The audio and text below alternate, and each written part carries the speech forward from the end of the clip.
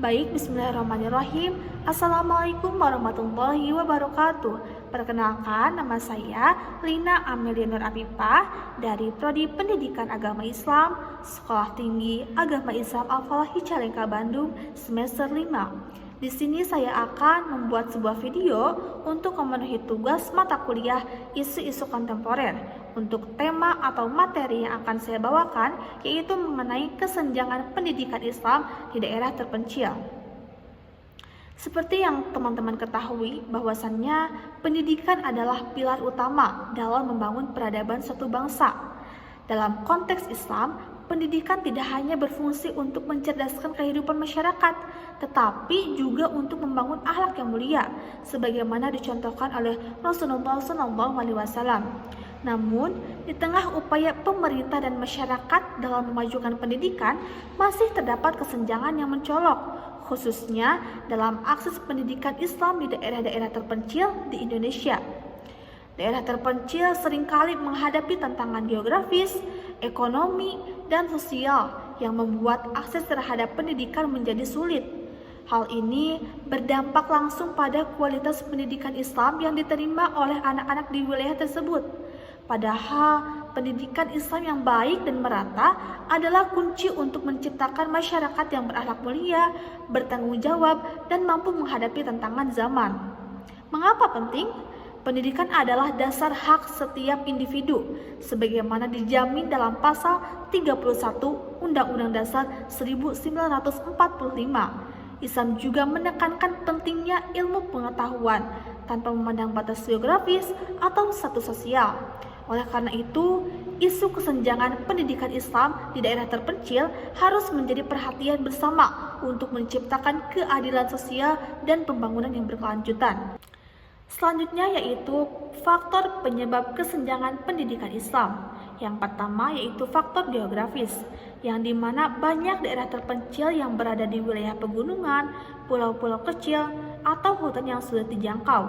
Kondisi ini membuat akses menuju sekolah atau madrasah menjadi sangat terbatas. Selain itu, infrastruktur jalan yang buruk, seperti jalan berlumpur atau jembatan yang rusak, tentunya semakin memperparah kesulitan dalam mengakses fasilitas pendidikan. Yang kedua, yaitu faktor ekonomi. Seperti yang kita ketahui, tingkat kemiskinan yang tinggi di daerah terpencil menyebabkan keterbatasan dana untuk mendukung pendidikan. Kebanyakan orang tua seringkali lebih fokus pada kebutuhan dasar seperti makanan dan tempat tinggal daripada pendidikan.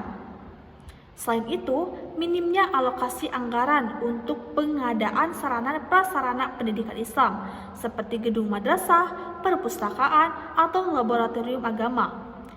Yang ketiga, sumber daya manusia atau SDM. Tentu saja, kekurangan guru agama yang kompeten menjadi salah satu hambatan utama. Banyak guru enggan ditempatkan di daerah terpencil karena fasilitas yang minim dan kondisi kerja yang berat. Selain itu, kurangnya pelatihan bagi guru yang sudah berada di daerah terpencil, sehingga kemampuan mereka dalam mengajar tidak berkembang sesuai kebutuhan zaman. Dan yang keempat yaitu kebijakan.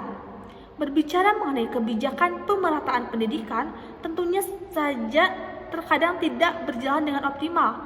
Daerah terpencil seringkali menjadi prioritas rendah dalam distribusi anggaran dan program pendidikan.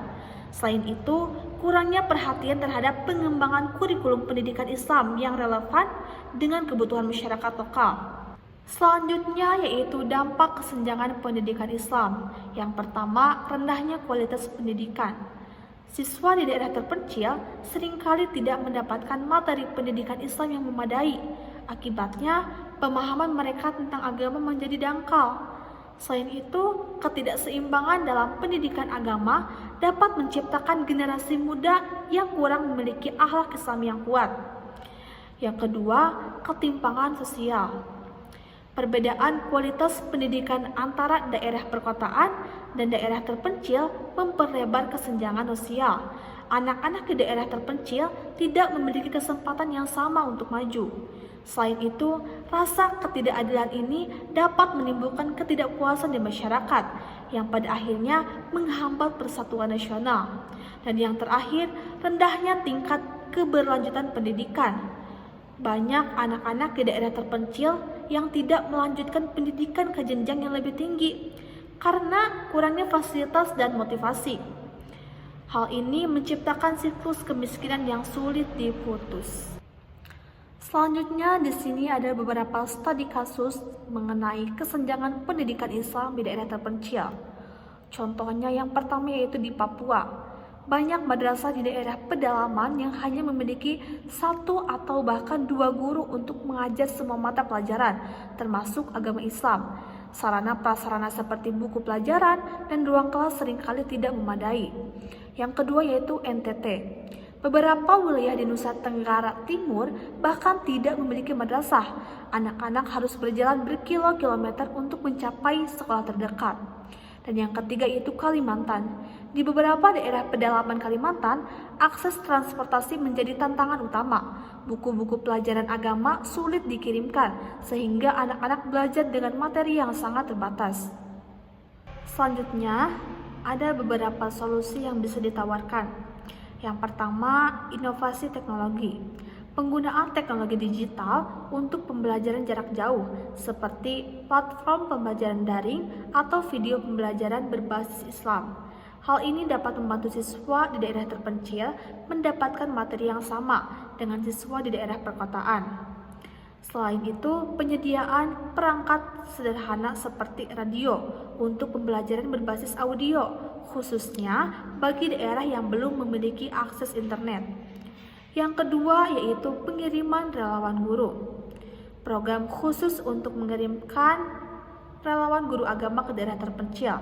Program ini dapat bekerjasama dengan LSM atau Lembaga Swadaya Masyarakat atau instansi pendidikan. Selain itu, insentif khusus bagi guru yang bersedia mengabdi di daerah terpencil, seperti tunjangan tambahan atau penghargaan khusus. Yang ketiga yaitu peningkatan kebijakan. Pemerintah harus mengalokasikan anggaran yang lebih besar untuk pendidikan di daerah terpencil, khususnya pendidikan Islam. Selain itu, penyusunan kebijakan yang mendukung pembangunan madrasah, perpustakaan, dan fasilitas lainnya di wilayah marginal. Dan yang terakhir, kolaborasi dengan masyarakat. Melibatkan tokoh agama dan masyarakat setempat untuk membantu dalam pendidikan informal. Hal ini dapat dilakukan melalui pengajian, majelis taklim, atau kelompok belajar berbasis komunitas.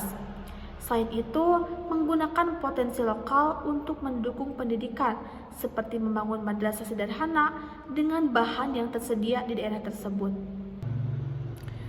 Dari semua yang telah kita bahas, jelas bahwa kesenjangan pendidikan Islam di daerah terpencil bukan hanya sebuah tantangan, tetapi juga sebuah panggilan untuk bertindak. Pendidikan bukanlah sekedar hak, tetapi juga kunci untuk membangun masa depan yang lebih baik bagi setiap individu, tanpa terkecuali. Melalui pemahaman, kepedulian, dan aksi nyata, kita dapat membantu mengubah mimpi anak-anak di pelosok negeri menjadi kenyataan. Mari bersama-sama kita wujudkan pemerataan pendidikan Islam yang tidak hanya mencerdaskan, tetapi juga membangun akhlak mulia di seluruh penjuru Indonesia. Karena pada akhirnya perubahan besar dimulai dari langkah kecil, langkah yang kita ambil hari ini dengan menyadari, memahami, dan bergerak adalah bagian dari solusi. Terima kasih telah menyaksikan video saya. Semoga bermanfaat dan menjadi inspirasi bagi kita semua untuk terus memperjuangkan keadilan dalam pendidikan. Wassalamualaikum warahmatullahi wabarakatuh.